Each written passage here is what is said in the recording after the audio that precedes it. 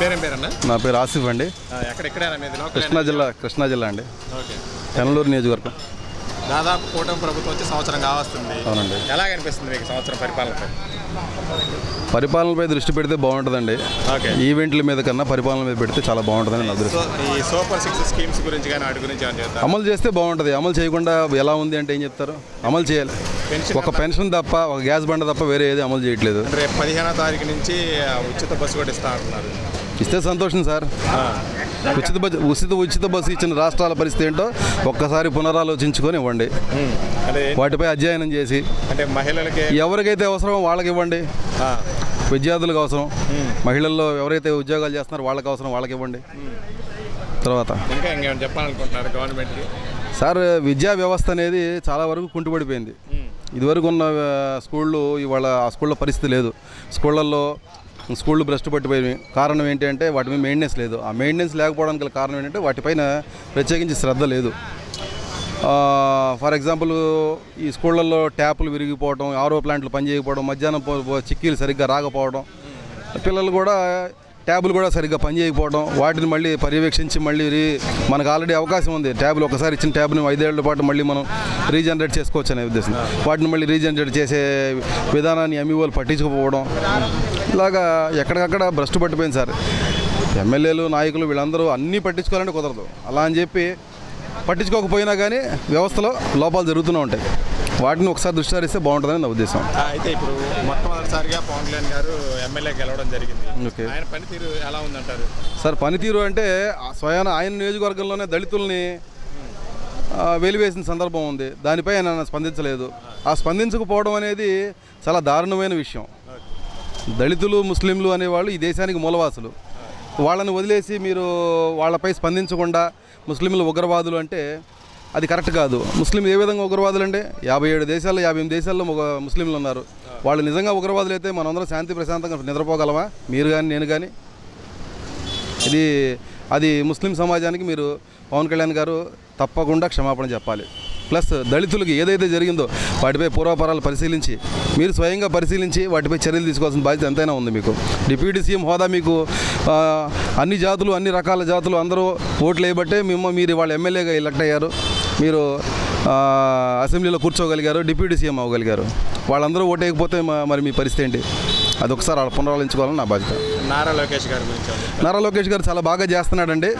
కానీ ఆ red book అనేది తీసి పక్కన పెడితే ఆయన పనితీరు ఆయన నియోజకవర్గంలో బాగానే ఉంది. ఆ రెడ్ బుక్ అనేది తీసేస్తే చాలా బాగుంటుందని నా ఉద్దేశం. కారణం ఏంటంటే అకారణంగా ఎవరిని పడితే ఆయన అరెస్ట్ చేయడం. విమర్శ రావాలి. విమర్శ రాకపోతే మరి పరిపాలన ఎలా చేయాలనేది ఎలా తెలుసుకుంటారు? విమర్శలు ఇప్పుడు రాజ్యాంగంలో మనకు రాజ్యాంగ స్ఫూర్తి ఏంటి? అందరూ సుఖ సంతోషాలతో, శాంతి సౌభాగ్యాలతో బ్రతకాలనేది రాజ్యాంగంలో రాశారు. దాన్ని మనం విఘాతం కలిగించకూడదు కదా. ఇవాళ మీరు చేస్తున్నారు, రేపు వేరే వాళ్ళు వస్తారు, వాళ్ళు చేయరని గ్యారెంటీ ఏంటి? అదొక్కసారి పునరాలోచించుకోండి దయచేసి. ఐఏఎస్ ఆఫీసర్లు, ఐపీఎస్ ఆఫీసర్లు కూడా ఈ చర్యలతో జంకుతున్నారు. ఆంధ్రప్రదేశ్ రాష్ట్రానికి రావాలంటే స్థానిక సంస్థలకు నిధులు విడుదల చేయండి. మనకు రిజిస్ట్రేషన్ ట్యాక్స్ 6.5% ఉంటే 5% రాష్ట్ర ప్రభుత్వం తీసుకొని 1.5% స్థానిక సంస్థలకు ఇస్తారు. ఈ గత కూటమి ప్రభుత్వం వచ్చిన దగ్గర నుంచి దాన్ని ఇవ్వట్లేదు. దయచేసి ఇస్తే బాగుంటుంది అనేది, పరిపాలన పరంగా బాగుంటుందనే ఉద్దేశం వెలిపిస్తున్నానండి.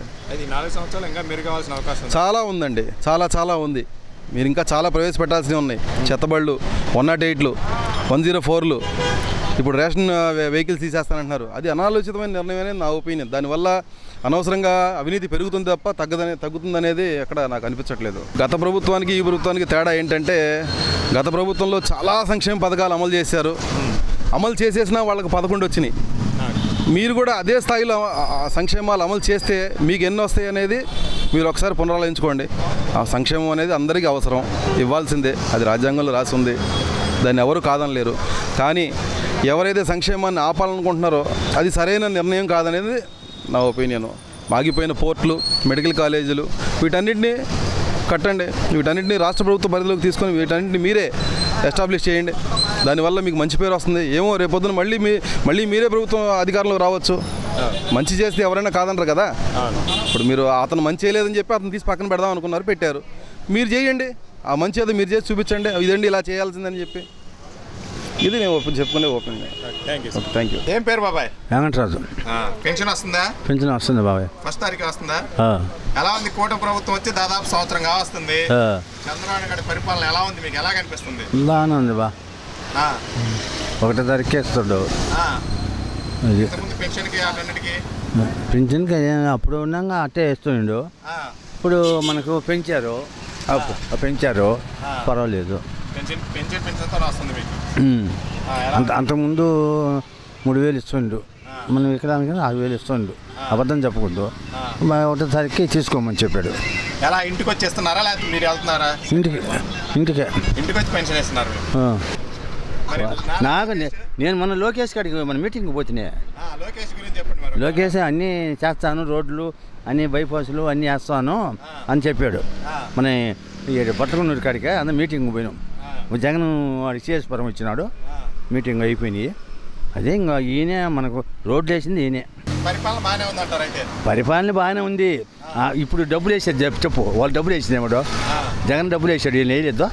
పిల్లలకు డబ్బులు వేస్తానండు. రేపు జూన్ 1కి 27కు తలా 15,000 వేస్తాడు పిల్లకాయలకు. మరి అవన్నీ ఇంకా నిదానం కానిండు. మరి లోకల్కు బస్సు ఆడవాళ్ళకు లేడీస్ ఇక్కడ తిప్పుతారు. ఆగస్టు 15 ఏమో మనకు తెలియదు అవన్నీ. ఆ మాట అయ్యిండు. సంవత్సరం ఇప్పుడు అయిందే. సంవత్సరం అయిద్దిలే. ఇంకా 4,000